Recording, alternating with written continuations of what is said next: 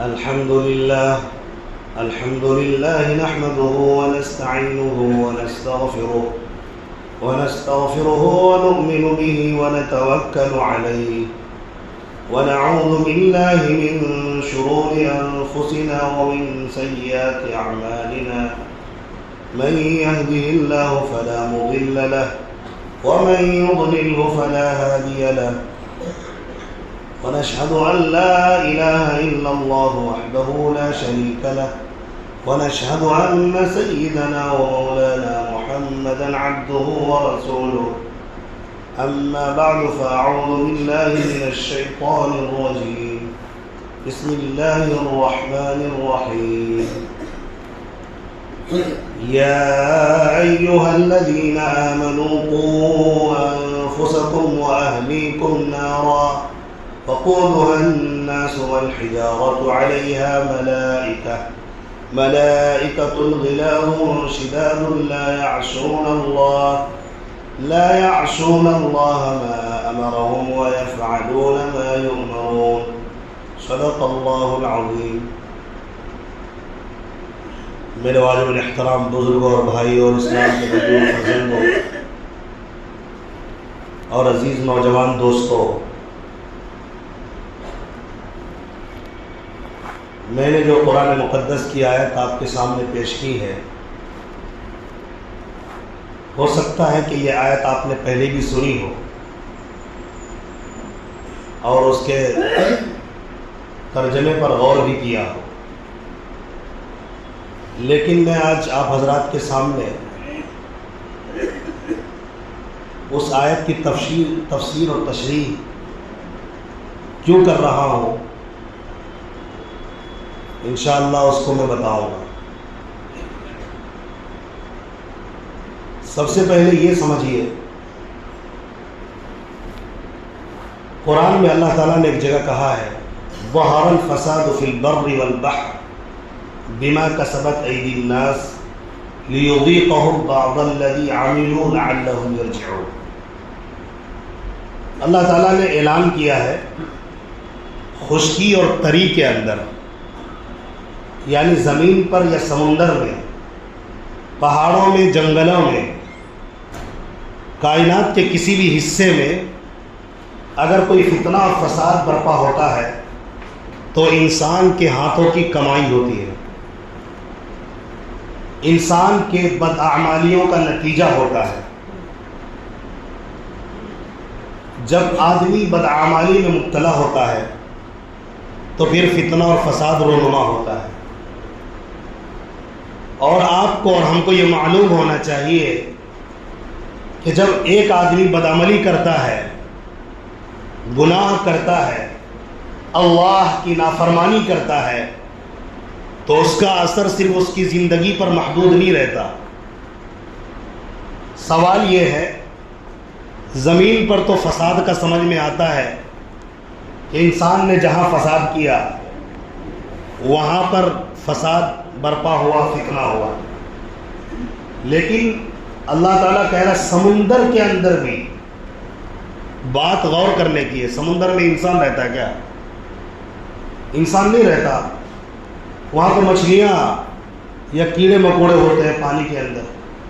تو اللہ کہہ رہا ہے اگر وہاں بھی کچھ خرابی آتی ہے، وہاں بھی اگر کوئی ڈوب کر مرتا ہے، وہاں بھی اگر کوئی مسئلہ پیش آ رہا ہے، وہاں پر بھی کسی کو نقصان پہنچ رہا ہے، تو یہ انسان کے ہاتھوں کی کمائی ہے۔ بما کسبت ایدی الناس۔ اور جب اللہ تبارک و تعالیٰ بدعملی کا نتیجہ اتارتا ہے، اس کا مقصد یہ نہیں ہوتا کہ آدمی تکلیف میں پڑ جائے اور نقصان میں پھنس جائے اور ہمیشہ کے لیے برباد ہو جائے، یہ مقصد نہیں ہوتا ہے۔ اللہ تعالیٰ اگر تکلیفوں سے گزارتا ہے بدعملی کی وجہ سے، تو اللہ نے آگے بتایا ایسا کیوں کرتا ہوں میں۔ بہت مرتبہ آدمی بدعملی کرتا ہے لیکن اللہ تعالیٰ اسے ڈھیل دے دیتا ہے، اسے کچھ نہیں کرتا، وہ آرام سے مزے میں زندگی گزارتا ہے، حالانکہ بدعمل ہے لیکن زندگی مزے میں گزار رہا ہے۔ تو اللہ تعالیٰ نے یہاں وجہ بتائی کہ میں اپنے جو خاص بندے ہوتے ہیں یا مومن بندے ہوتے ہیں، اگر ان سے کوئی جرم ہوتا ہے، بدعملی ہوتی ہے، تو میں اس کو اس لیے تکلیف دیتا ہوں تاکہ اس عمل سے وہ باز آ جائے۔ تو لیکن ہمارا اور آپ کا معاملہ یہ ہے کہ بدعملی میں روزانہ اضافہ ہو رہا ہے۔ تو اللہ تبارک و تعالیٰ نے تکلیف تو اس لیے دیا تھا، فتنہ و فساد اس لیے برپا ہوا ہمارے کرتوتوں کی وجہ سے، تاکہ ہم ایسے کرتوت سے آئندہ بچیں۔ لیکن ہم دیکھ رہے ہیں ذاتی طور پر ہر انسان روز بروز اور بھی بدعملی میں اضافہ کر رہا ہے۔ کل نمازی تھا تو آج نماز چھوڑ دیا، کل قرآن کے قریب تھا تو قرآن سے اور بھی دلچسپی ختم ہو گئی۔ ابھی ماہ مبارک گیا ہے، ماہ مبارک ہمیں پیغام دے کر گیا کہ ہم اپنے اعمال کو ٹھیک کریں، لیکن ہم نے دیکھا آخری تراویح کے بعد بہت سارے لوگ مسجد سے غائب ہو گئے اور پھر گناہ میں ملوث ہو گئے۔ تو اب اس کے ساتھ ساتھ ان بدعملیوں کے ساتھ ساتھ یہ سوچنا کہ اللہ کی مدد آ جائے، فتنوں سے بچ جائیں، ظالمین کے ظلم سے بچ جائیں اور فسادات سے بچ جائیں، ہمارا گھر اختلاف کا نہیں بلکہ محبت کا گہوارہ بن جائے، یہ تو ناممکن ہے۔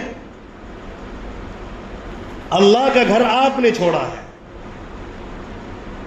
تو اللہ کا گھر آپ نے جب چھوڑ دیا، جو خیر کا دروازہ ہے، جو برکتوں کا دروازہ ہے، جو اتحاد و اتفاق کا دروازہ ہے، اجتماعیت کا دروازہ ہے، آپ نے اس در کو چھوڑا ہے تو پریشانی آپ کی زندگی میں آئے گی۔ ہم جب مسجد میں داخل ہوتے ہیں تو پیارے آقا نے ایک دعا ہمیں سکھائی، اللہم افتح لی ابواب رحمتک، اے اللہ تو اپنے رحمت کے دروازے کھول دے۔ تو رحمتیں اور برکتیں مسجدوں میں ملتی ہیں، آپ نے اللہ کا گھر چھوڑ دیا ہے، اس کے بعد یہ امید لگائے بیٹھے ہیں کہ ہماری زندگی میں فتنہ فساد برپا نہ ہو۔ تو میرے بھائی یہ خیال اپنے دل سے نکال دیجئے، جب بھی کوئی نقصان ہو، جب بھی کوئی فتنہ ہو، اس کی وجہ دو چیزیں ہوتی ہیں۔ سب سے پہلی چیز جہالت ہوتی ہے۔ سب سے پہلی چیز کیا ہوتی ہے؟ جہالت۔ جب آدمی جاہل ہوگا قرآن سے، جب آدمی جاہل ہوگا حدیث سے، جب آدمی جاہل ہوگا اپنے خالق اور مالک اور رب سے، جب آدمی جاہل ہوگا اپنے پیارے آقا سے، جب آدمی کے اندر اللہ کی پہچان نہیں ہوگی، رسول کی پہچان نہیں ہوگی، جب قرآن اس نے نہیں پڑھا، جب احادیث اس نے نہیں پڑھا، تو یہ جہالت آدمی کو دوسرے نمبر کے گناہ کی طرف لے جاتا ہے اور وہ بدعملی ہوتی ہے۔ اس لیے علم ضروری ہے۔ پیارے آقا صلی اللہ علیہ وسلم نے فرمایا، طلب العلم فریضۃ علی کل مسلم و مسلمہ، مسلمان مرد عورت پر علم کا حاصل کرنا فرض ہے۔ پیارے آقا سے بڑا خیر خواہ اس روئے زمین نے کبھی نہیں دیکھا۔ ہم نے پیارے آقا کی بات کو چھوڑا، پیارے آقا کی خیر خواہی کو نہیں سمجھا کہ اتنی بڑی ذمہ داری اللہ تعالیٰ نے ہم سب کو دی تھی، علم حاصل کرتے، اپنے بچوں کو علم حاصل کرنے پر لگاتے، لیکن افسوس صد افسوس خود بھی جاہل ہے اور اپنے بچوں کو بھی جاہل بنا رہے ہیں۔ اکثروں کا یہ حال ہے، قرآن کے الفاظ تک زبان سے ادا نہیں ہوتے۔ جب آپ الفاظ نہیں پڑھے تو معانی اور ترجمے اور تفسیر تو یہ بہت دور کی بات ہوگی۔ آج جو کچھ بھی ہم پر مصیبتیں ہیں، یہ فتنہ اور فسادات ہیں۔ میں ملک کی بات نہیں کر رہا ہوں فی الحال، صرف ملک کی نہیں، اپنی ذاتی زندگی کے اندر اگر کچھ گڑبڑیاں ہیں، اختلاف ہے، انتشار ہے، فتنے ہیں، تکالیف ہیں، نقصان ہے، اور گھر کے اندر ہے، باہر ہے، دکان میں، مکان میں، بازاروں میں، سفر میں، حضر میں، ہوٹلوں میں، جہاں بھی اگر کوئی بگاڑ ہے اس کی دو بنیادی وجہ ہے، ایک جہالت، دوسرا بدعملی۔ اللہ کی نافرمانی کرنے والا کبھی سکون میں نہیں رہ سکتا۔ اللہ کا گھر چھوڑنے والا، قرآن چھوڑنے والا، حدیث چھوڑنے والا کبھی سکون نہیں پا سکتا۔ مال کمانے میں، مال کا حاصل کرنے میں سکون نہیں ہے، بلکہ حلال مال کمانے میں سکون ہے۔ حرام خوری کر کے سکون حاصل کرنے کی کوشش کرنا یہ ایک نمبر کی بیوقوفی ہے۔ خاص طور پر مومن بندوں کو ان تمام باتوں پر غور کرنا چاہیے۔ اگر چاہتے ہیں ہماری زندگی میں خیر آئے، ملک کے اندر امن و امان آئے، گھر کے اندر امن و امان آئے، تو سب سے پہلے یہ دونوں چیزوں کو اپنی زندگی سے نکالیں۔ جہالت کو نکالیں اور علم حاصل کریں، اور بچوں کو بھی عالم بنائیں، حافظ بنائیں، یا کم سے کم دیندار بنائیں۔ میں نے قرآن مقدس کی جو آیت پڑھی تھی، میرا کہنا یہ تھا، قرآن میں اللہ تعالیٰ نے فرمایا یا ایھا الذین آمنوا قوا انفسکم واہلیکم نارا، اے ایمان والو اپنے آپ کو اور اپنے اہل و عیال کو آگ سے بچاؤ، آگ سے۔ اور کس آگ سے بچاؤ؟ جہنم کی آگ سے۔ اور اللہ نے کہا وقودها الناس والحجارہ، جس کے ایندھن انسان اور پتھر ہوں گے، یعنی انسانوں کو اللہ تبارک و تعالی ایندھن کی طرح کر دیں گے، اس کے اوپر گویا اللہ پیٹرول ڈالے گا اور اسی پر آگ سلگائی جائے گی۔ پتھر اور انسان سے اللہ آگ کو سلگائے گا، جہنم کو دہکا دے گا، ہر طرف انسان کی لاشیں جل رہی ہوں گی۔ تو اللہ نے کہا کہ کہیں تم اس آگ کا لقمہ نہ بن جاؤ، اس ایندھن کا لقمہ نہ بن جاؤ۔ آج ہم نے اپنی اولاد سے محبت کی ہے، لیکن محبت کا جو طریقہ ہوتا ہے، ایک اعتبار سے ہم نے محبت کی اور ایک اعتبار سے اس کی زندگی کو جہنم کا ایندھن ہم نے بنایا۔ کون آدمی ہے جو اپنے بچوں سے محبت نہیں کرتا؟ کیا کوئی آدمی دیکھ سکتا ہے کہ اپنے بچے کو تکلیف ہو؟ کیا کوئی آدمی دیکھے اس کے بچے کی انگلی جل گئی، برداشت کر سکتا ہے؟ ماں باپ برداشت نہیں کر سکتا۔ لیکن معاملہ یہ ہے کہ ہمارا ایمان اور یقین اتنا کمزور ہو گیا، آخرت کے اوپر سے ہم صرف دنیا کی فکر کر رہے ہیں۔ دنیاوی تعلیم دو، دنیاوی اعتبار سے ہنر سکھاؤ، فن سکھاؤ، بچوں کو کام کے لیے بھیجو، اسے بیل بکرے کی طرح کہو پھٹنے کے لیے، دنیا کے لیے محنت کرنے کے لیے، لیکن اس آگ سے جو جہنم کی آگ ہے، دہکتی ہوئی آگ ہے، اللہ جو ہمارا خالق اور مالک ہے وہ جب کہہ رہا ہے اپنے آپ کو، اپنے اہل و عیال کو اس آگ سے بچاؤ، یہاں پر دو ہی باتیں ہو سکتی ہیں۔ اگر یقین ہو کسی کو کہ اگر ہم نے اس کی اصلاح نہ کی تو یہ جہنم کا ایندھن بنے گا، اگر قرآن کی اس آیت پر یقین ہو اور پکا یقین ہو تو آدمی اپنے بچوں کی ضرور اصلاح کرے گا، اور اگر یقین نہ ہو تو پھر کوئی مسئلہ ہی نہیں ہے۔ بہت سارے لوگ قارون اور فرعون کی اولاد میں، روحانی اولاد میں شامل ہو چکے ہیں، ابو جہل، ابو لہب کی اولاد میں شامل ہو چکے ہیں۔ قرآن سے دوری، احادیث سے دوری، پیارے آقا کی سنت سے نفرت، پیارے آقا کی سنت سے دوری، یہ بچوں کے اندر پیدا ہو رہی ہے۔ بچہ ماں باپ کے نافرمان بن رہا ہے۔ قرآن کا ایک حکم ہم نے توڑا، ہمارے بچے قرآن کے ہر حکم کو توڑنے میں لگے ہوئے۔ کاش ہم انہیں تعلیم دیتے، وہ گناہوں سے بچتا۔ کاش ہم انہیں قرآن سکھاتے، احادیث سکھاتے، سلیقہ سکھاتے، طریقہ سکھاتے، تمیز سکھاتے، وہ فتنہ برپا نہیں کرتا، فساد برپا نہیں کرتا، گھر کو جہنم جیسا نہیں بناتا۔ لیکن ہم نے اپنے بچوں کی آخرت کی فکر چھوڑ کر دنیا کی فکر کی، نہ حلال و حرام کی تمیز سکھائی۔ اب آپ نے بچوں کو مال کا لالچی بنایا، شروع سے مال دکھایا، شروع سے دنیا دکھایا، اب یہ دنیا کی طرف جائے گا، آپ کا بھلا نہیں کرے گا۔ یہی وجہ ہے کہ ماننے والے کم ہو گئے اور نہ ماننے والے زیادہ ہو گئے۔ جنہوں نے قرآن کی اس آیت کو مانا، اپنے بچوں کو حافظ بنایا، اپنے بچوں کو عالم بنایا، اپنے بچوں کو اگر یہ دونوں نہیں بنایا کم سے کم دیندار بنایا، نماز کا پابند بنایا، اللہ کی پہچان کرائی، رسول کی پہچان کرائی. اور ان لوگوں کی تعداد کم ہے، نمازیوں کی تعداد 5%، اور اس میں بھی بڑے لوگوں کی تعداد. یہ نوجوان بچے کہاں جا رہے ہیں؟ یہ چھوٹے بچے کہاں جا رہے ہیں؟ پیارے آقا کی فرمان، پیارے آقا کی بات کا کسے لاج ہے؟ پیارے آقا نے فرمایا کہ جب 7 سال کا ہو جائے نماز کا حکم کرو، 10 سال میں نماز نہ پڑھنے پر مارو. کیا کوئی اس پر عمل کر رہا ہے؟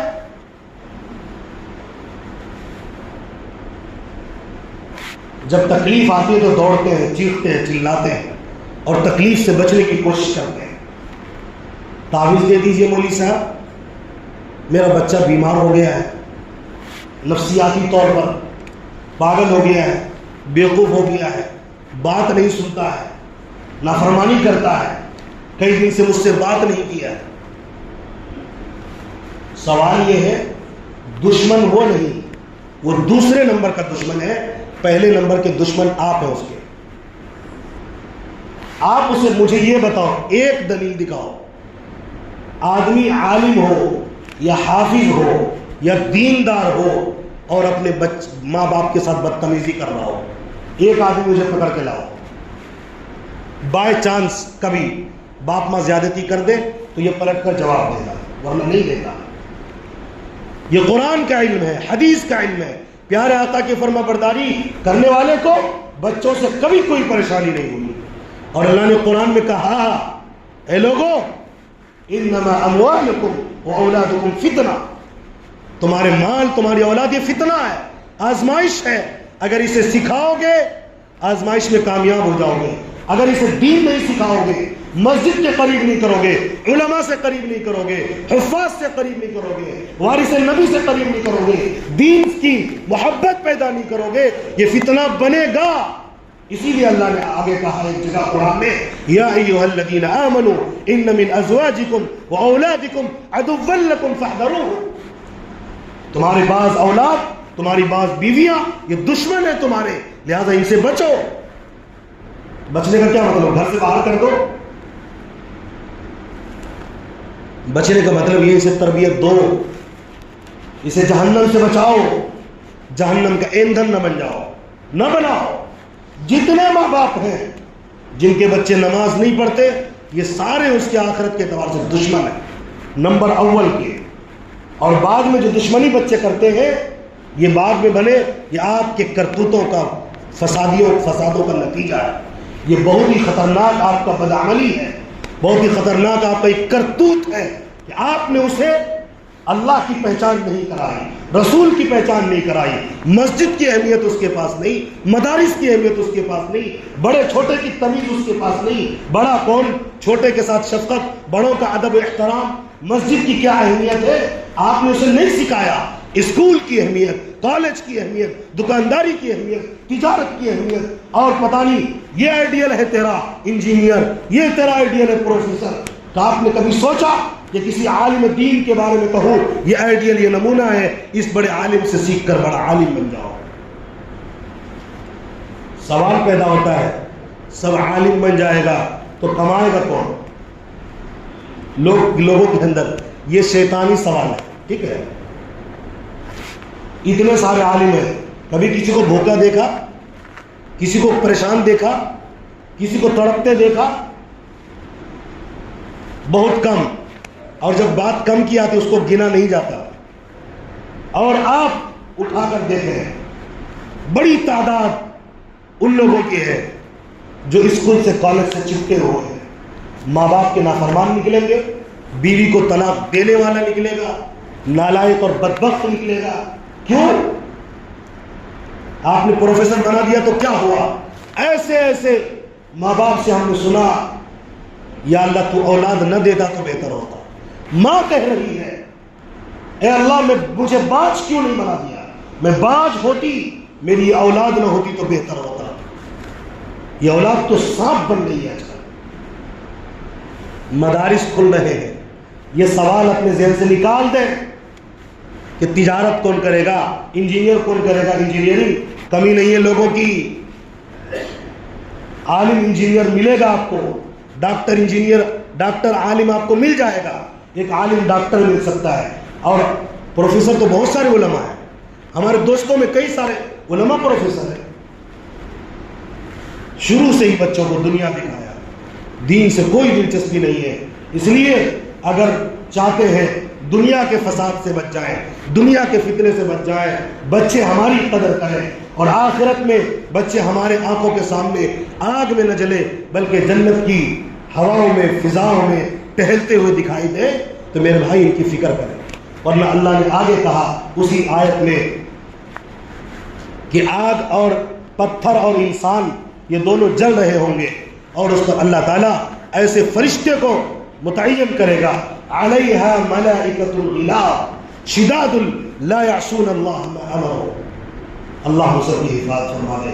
فرشتے سخت جان فرشتے ہوں گے، اللہ تعالیٰ نے جو کہا صرف وہی وہ کریں گے، اور یہ سب جہنمیوں کو سزا دینے کے لیے متعین ہوں گے۔ اور ایک ایک فرشتہ زمین اور آسمان کو دیکھ لیجئے جو خالی جگہ ہے، اتنے لمبے لمبے، اور ان کے ہاتھوں میں موٹے موٹے لوہے کے ڈنڈے ہوں گے۔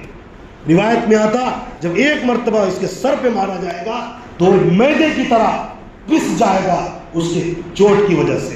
یہ موٹے موٹے ڈنڈے جو بول رہا ہوں نا، وہ آپ اس کو یہ مت سمجھیے کہ معمولی جو ڈنڈا ہوتا ہے لوہے کا سر پہ مارے گا، اللہ تعالیٰ جہنمیوں کے سر کو بھی بڑا کر دے گا، جسم کو بڑا کر دے گا۔ ایک دانت احد پہاڑ کے برابر اتنا ہوگا، یہ ہونٹ ایسا لگے گا کہ کچھ کلومیٹر تک روڈ بن گیا ہے، یہ ہونٹ لٹک رہے ہوں گے۔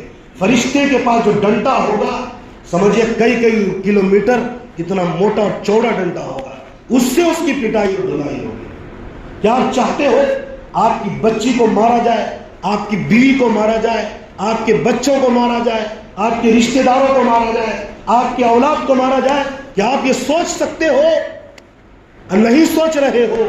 اگر آپ چاہتے کہ ایسا نہ ہو تو آپ سست اور کاہل کیوں، دین سکھانے میں پیچھے کیوں؟ ایک آدمی عالم بنے، حافظ بنے، بھوکا مرے، اللہ کی قسم جنت میں جائے گا، امید یہی۔ ایک آدمی علم کے قریب نہیں گیا، حدیث کے قریب نہیں گیا، دین سے دور رہا، نمازوں سے غافل رہا، ماں باپ کی نافرمانی کر کے مرا، اللہ کی قسم احادیث سے معلوم ہوتا ہے یہ لوگ سارے جہنم کے اندر مرنے والے ہیں۔ اور وبال یہ ماں باپ ہے، یہ ماتحت ہیں، یہ ماتحت جو سردار ہیں، جو سرپرست ہیں، یہ ذمہ دار ہے۔ اسی لیے اللہ کے نبی نے فرمایا کلکم راع وکلکم مسئول عن رعیتہ، تم میں ہر شخص ذمہ دار ہے، ہر شخص سے اس کی رعایا، اس کے ماتحتوں کے بارے میں سوال ہوگا۔